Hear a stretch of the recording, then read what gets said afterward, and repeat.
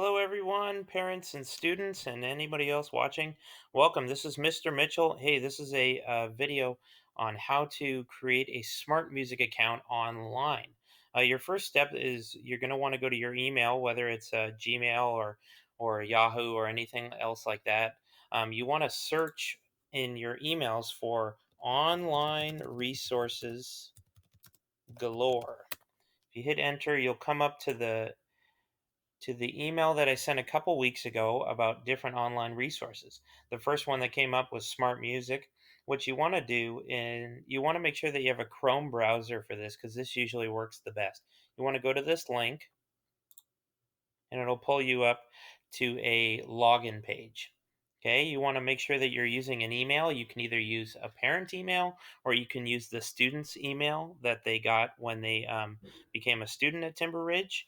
So you can use that, and then you need a class code. Back on the previous email that I just showed you, there's a bunch of different class codes. Let's say that I'm going to be an intermediate band coming up. Okay, so we just copy this.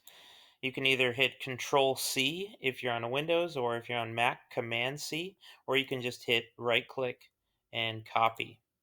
Then you go back to here, put in the class code here, and then you put in your email. For right now, I'm just going to use a old email, super old email that I used in like middle school or something. So don't don't don't don't knock me off too much for my old middle school emails. Then you'll hit find your class. Okay, and then it says you are joining Timber Ridge Intermediate Band with Mr. Mitchell. You want to say join this class. The next thing that it'll do is it'll pop you up to either create an account page, or if you already have an account with Smart Music, then you log in. I'm assuming that I don't have an account, so I'm going to create one. Okay, so I'm going to go to country, go to United States, because that's where we live, and then it says, are you at least 13 years old? This, whether you click yes or whether you click no, doesn't matter for you creating an account. If you aren't 13 years old, then you can hit no, and it'll still prompt you to do the rest of the account making. Okay, then we'll put first name. I'll just put Mr. Last name Mitchell. There's that email. If you want a backup email, that's totally fine. Then you go to a username. You can choose any username. Sometimes it's good to write your full name. That's totally fine. So I'll just go with Mr. Mitchell. Let's put that period in there. Mr. Mitchell. This username is already in use by another account. So maybe sometimes if that happens, then you can always put like a number at the end. So let's say I'm 10 years old. I'm going to put 10. Let's see if it Oh, good, it went away. Then you can make a password. Basically, the password could be anything. You want it to be something that you remember pretty easily. It could be uh, the student's ID number that they got for like their lunch number or for their school. You could do that, or you could just put in something simple like your last name or something. So let's put in for a password, let's put in like Mitchell or something like that. And you also need to make sure that once, if I tried to put in just Mitchell regularly, it'll come up and say, oh, the password must be between 8 and 100 characters in length and have at least one uppercase number or special character. So let's, instead of doing Mitchell, let's do Mitchell, but it's fancier. Okay, then that went away. Then you just have to confirm the password. Then you select your primary instrument. Let's say that I'm a saxophone player. Okay. And if you have a secondary instrument, like you play something different in jazz band, then you can also select a secondary instrument. Okay. Then you say, I have read and agreed the terms. If you would like to read the terms and conditions, feel free to click that and it'll pop those up. For now, I'm just going to hit submit. And it says creating your account. Great. Now they're going to redirect me to the Smart Music page. And now it says that an email activation was sent. In order to get logged into the system, you actually need to verify your email address. Now, this is kind of tricky because with the student email addresses, the verification email from Smart Music won't actually show up on the kid's email.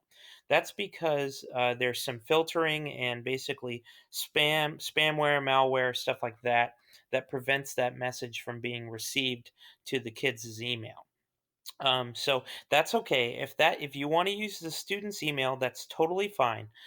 What I would do from my end as a teacher is I log into my own thing. So I'm going to actually log in as my own teacher one really quick. And then I can go to my classes here up at the top here. This is again for me a different platform. I'll go to intermediate band, and then it'll actually say pending here. So these are pending requests to join the class. So I'll hit pending. Hey, look, Mr. Mitchell wants to join. And so I'll just hit approve. And then once I hit approve, they're in the class. And so now if I log out again and try, and from the student's perspective, if I tried to log in with, let's see, Mr. Mitchell, that's my username. And then if I log in from the student's perspective, and then I'll type in my password, if I hit log in, it'll let me log in to the system. Now, when I log in, after, Mr. Mitchell approving me, which will take, it'll usually be the day of, because I usually check these pretty regularly. But it'll open up to this main kind of profile page. It'll have your name, your username, your email address, your password. If you want to change your password, you can totally do that. Your primary instrument, your secondary instrument, and so on and so forth. From here, now if you want to get access to all the awesome materials that Smart Music has to offer, you can do one of two things. You can go over to the Smart Music button here and click that, or you can go to the home page right here. Either one takes you to the same place. So let's just click the Smart Music button. Now it'll take you to the main page of Smart Music for the students. Okay, if they're in a band, it'll have any assignments. Obviously, as a teacher, I had to assign certain number values to the assignments, but these aren't actual graded assignments. These are just the songs that the kids are working on in their band classes. So don't worry too much about the assignments and the grading aspect of it. This is just a chance for the kids to play this music like they would in our regular band class. Okay, before we let you go, I'm gonna show you some really important aspects of this program really quick. We have method books over here on the right-hand side. If you click that, it'll pull up a bunch of method books that band students use. For us in Timber Ridge Band, we use Essential Elements, so just search in the search bar essential, and then it'll pop up here. You want to go essential elements. Since I'm in intermediate band, you want to click book 2. If you're in advanced band, for example, you have to go for essential. They switched the name, so it's essential technique book 3. That will be for advanced band, but for right now we'll go to intermediate, and then it'll load the book for you. Once that's loaded, you click open.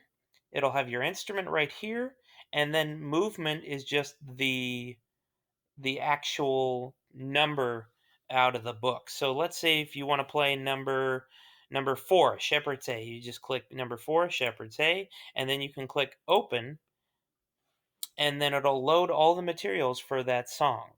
And this could take a little bit of time because, again, I'm recording this as well as showing.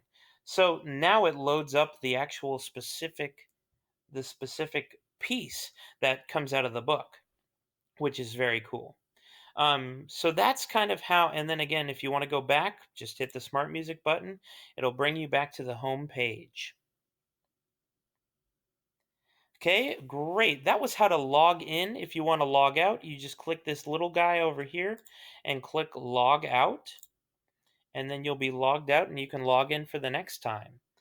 Um, Before we let you go, for our next video, I'm going to show you guys how to search for different things in the Smart Music application and what to do. So, and the different cool things. So please, parents, get your students logged into Smart Music so that they can start practicing, and we can start practicing the music out of the Smart Music platform. It's really a great platform. I highly recommend it for all students to get involved in, even percussion.